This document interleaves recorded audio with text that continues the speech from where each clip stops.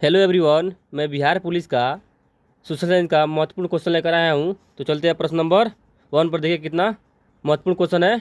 चलते हैं प्रश्न नंबर 1। लिखा है कि अरावली पहाड़ियाँ भारत के किस राज्य में स्थित है। अरावली पहाड़ियाँ भारत के किस राज्य में स्थित है। मध्य प्रदेश में है कि राजस्थान में है कि महाराष्ट्र में है कि उत्तर प्रदेश में है। इसमें कौन हो जाएगा? देखिए उसमें हो जाएगा ऑप्शन नंबर बी, राजस्थान में है। कहाँ पे है? राजस्थान में अरावली अरावली पहाड़ियाँ है। ठीक है।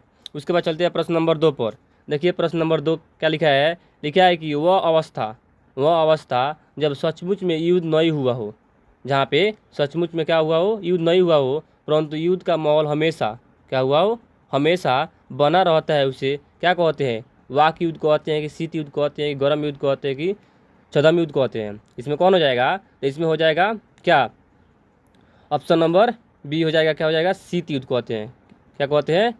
शीत युद्ध कहते हैं। ठीक है दोस्तों, ऑप्शन नंबर बी हो जाएगा। उसके बाद चलते हैं क्वेश्चन नंबर 3 पर। देखिए क्वेश्चन नंबर 3 क्या कह रहा है। लिखा है कि महापौर निम्नलिखित में से किसका प्रमुख है। महापौर निम्नलिखित में से किसका प्रमुख है। नगर परिषद का है कि नगर निगम का है कि जिला परिषद का है कि परिवहन निगम का है। इसमें हो जाएगा ऑप्शन नंबर बी, नगर निगम का है। किसका है? नगर निगम का है। ठीक है दोस्तों, यानी महापौर किसका प्रमुख होता है? तो नगर निगम का प्रमुख होता है। उसके बाद चलते हैं प्रश्न नंबर 4 पर। देखिए प्रश्न नंबर 4 यहाँ पे है।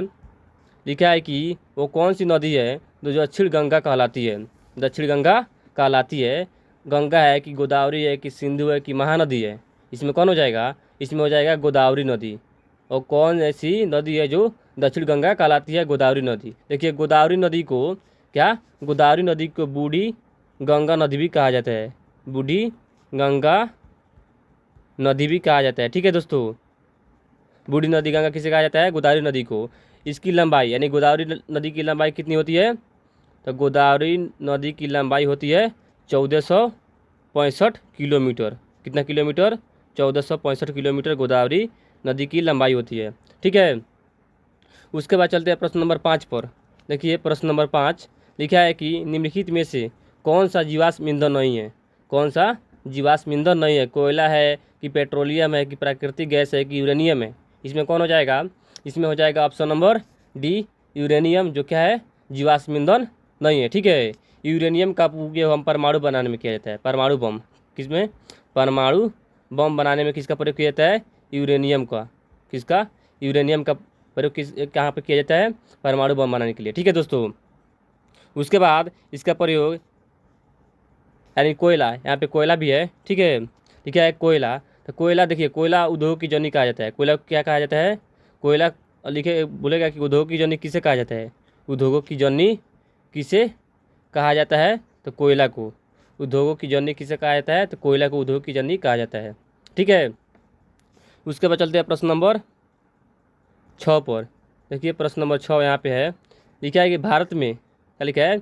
भारत में सती प्रथा के विरोध में आंदोलन का नेतृत्व किसने किया। भारत में जब सती प्रथा के विरोध हो रहा था तो उसका आंदोलन किसने किया था?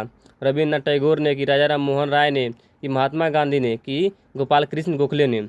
तो इसमें हो जाएगा क्या? ऑप्शन नंबर बी हो जाएगा।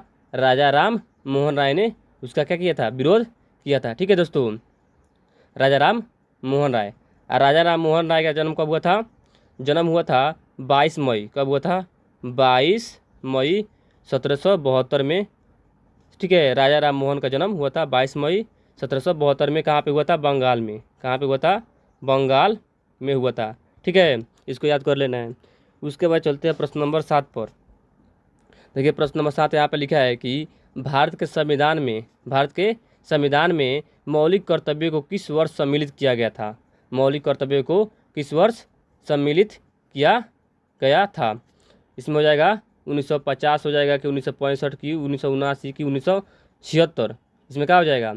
तो 1900 इसमें 76 में हो जाएगा। क्या हो जाएगा? 1976 ईस्वी में भारत के संविधान में मौलिक कर्तव्य कब सम्मिलित किया गया था? 1976 ईस्वी में। यहाँ पे 6 नंबर में इसमें राजा राम मोहन राय ने ब्राह्मण समाज की स्थापना किया था। ब्राह्मण समाज का स्थापना किसने किया था? राजा राम मोहन राय। राजा राम मोहन राय ने ब्राह्मण समाज का स्थापना किया था 1828 ईस्वी में। कब किया था? 1828 ईस्वी में राजा राम मोहन राय का समाज का स्थापना किया था ब्रह्म समाज का। ठीक है दोस्तों, उसके बाद चलते हैं प्रश्न नंबर 8 पर। देखिए प्रश्न नंबर 8 है, यहाँ पे लिखा है कि राज तरंगिणी के लेखक कौन है। राज तरंगिणी के लेखक कौन है, यहाँ पे कालिदास हो जाएगा। ठीक है, कालिदास की कलहन की, कबीर दास की, बंकिम चंद्र चटर्जी। तो यहाँ पे हो जाएगा ऑप्शन नंबर बी कलहन। क्या हो जाएगा, कलहन हो जाएगा, राज तरंगिणी लेखक है। ठीक है, उसके बाद चलते हैं प्रश्न नंबर 9 पर। देखिए प्रश्न नंबर 9 यहाँ पे लिखा है कि वंदे मातरम के लेखक कौन है। वंदे मातरम के लेखक कौन है, तो यहाँ पे हो जाएगा बंकिम चंद्र चटर्जी। कौन है, Bankim Chandra Chatterjee. Option number D हो जाएगा। क्या हो जाएगा, ऑप्शन नंबर डी। उसके बाद चलते हैं प्रश्न नंबर, देखिए प्रश्न नंबर 10। प्रश्न नंबर 10 लिखा है कि निम्नलिखित में से, क्या, निम्नलिखित में से कौन सी नदी का उद्भव अमरकंटक से होता है। अमरकंटक से होता है, गोदावरी की, नर्मदा नदी की, ताप्ती नदी की, कृष्णा नदी। इसमें कौन हो जाएगा, बोला है निम्नलिखित में से कौन सी नदी का उद्भव अमरकंटक से होता है। तो इसमें हो जाएगा ऑप्शन नंबर बी नर्मदा नदी। क्या हो जाएगा, नर्मदा नदी। ऑप्शन नंबर बी हो जाएगा। उसके बाद चलते हैं अब प्रश्न नंबर 11। देखिए प्रश्न नंबर 11 लिखा है कि चार मीनार कहाँ पर स्थित है। चार मीनार कहाँ पर स्थित है, जयपुर में है कि आगरा में है कि अजमेर में कि हैदराबाद में है। तो इसमें क्या हो जाएगा, इसमें हो जाएगा ऑप्शन नंबर डी हैदराबाद में। चार मीनार कहाँ स्थित है, तो हैदराबाद में स्थित है। कहाँ पे, हैदराबाद में। ठीक है, उसके बाद चलते हैं प्रश्न नंबर 12 पर। देखिए प्रश्न नंबर 12 लिखा है किस शहर को गुलाबी शहर के नाम से भी जाना जाता है। किस शहर को गुलाबी शहर के नाम से भी जाना जाता है। लखनऊ है कि जयपुर है कि भोपाल है कि इंदौर है। इसमें कौन हो जाएगा, इसमें हो जाएगा जयपुर। यानी ऑप्शन नंबर बी हो जाएगा। क्या हो जाएगा, जयपुर, जो गुलाबी शहर के नाम से भी जाना जाता है। इसे इसे भारत का पेरिस भी कहा जाता है। क्या कहा जाता है, भारत का पेरिस किसे कहा जाता है, जयपुर को। जयपुर को क्या कहा जाता है, भारत का पेरिस कहा जाता है जयपुर को, और गुलाबी शहर भी कहा जाता है। ठीक है दोस्तों, इसे याद कर लेना है, इसको याद कर लेना है। ठीक है, उसके बाद चलते हैं प्रश्न नंबर 13 पर। लिखा है कि योग दर्शन के संस्थापक कौन थे। योग दर्शन के संस्थापक कौन थे, कपिल थे कि पतंजलि थे कि जैमिनी कि कनाद। इसमें कौन हो जाएगा, योग दर्शन के संस्थापक थे पतंजलि। कौन थे, पतंजलि। ठीक है, देखिए सांख्य दर्शन का नाम है, क्या है, दर्शन का नाम है सांख्य, जिसके संस्थापक कौन है, कपिल है। कौन है, कपिल। ठीक है, उसके बाद न्याय एक दर्शन है, न्याय, इसका संस्थापक है गौतम। कौन है, गौतम। इसको याद कर लेना है। ठीक है, सांख्य के संस्थापक कौन है, कपिल है, और न्याय के कौन है, गौतम है। ठीक है, आयोग दर्शन के संस्थापक कौन है, पतंजलि है। कौन है, पतंजलि। उसके बाद चलते हैं प्रश्न नंबर 14 पर। देखिए लिखा है कि उत्तरी बिहार का प्राचीन नाम क्या था। उत्तरी बिहार का प्राचीन नाम क्या था, वज्जी था कि वत्स था कि सूरसेन था कि अवनति था। इसमें हो जाएगा ऑप्शन नंबर ए वज्जी था। क्या था, वज्जी। उत्तरी बिहार का प्राचीन नाम क्या था, वज्जी था। उसके बाद चलते हैं प्रश्न नंबर 15 पर। देखिए प्रश्न नंबर 15 क्या लिखा है कि चौसा की लड़ाई में शेर शाह ने किसको हराया था। चौसा का जब लड़ाई हो रहा था 1539 में, कब हो रहा था, 1539 में 26 जून को। कब, 26 जून को।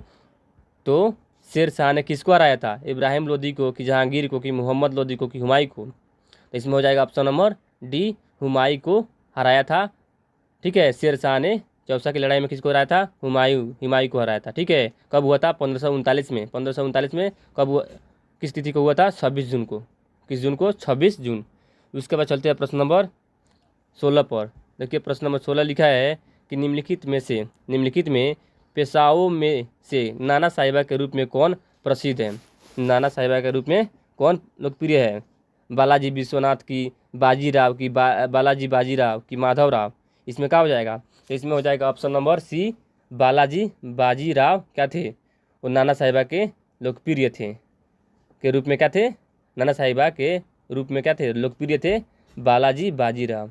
ठीक है, उसके बाद चलते हैं प्रश्न नंबर 17 पर। लिखा है कि प्रार्थना समाज के संस्थापक कौन थे। प्रार्थना, क्या, प्रार्थना समाज के संस्थापक कौन थे, राजा राम मोहन थे राय थे कि देवेंद्रनाथ टैगोर थे कि आत्माराम पांडुरंग थे कि दयानंद सरस्वती थे। देखिए इसमें हो जाएगा ऑप्शन नंबर, क्या हो जाएगा, option number C Atmaram Pandurang थे। ठीक है, प्रार्थना समाज के संस्थापक कौन थे, आत्माराम पांडुरंग थे। यहाँ पे कब हुआ था, ये महाराष्ट्र में हुआ था। कहाँ पे हुआ था, संस्थापक कहाँ थे, हुआ था महाराष्ट्र में। कब हुआ था, 1867 ईस्वी में हुआ था।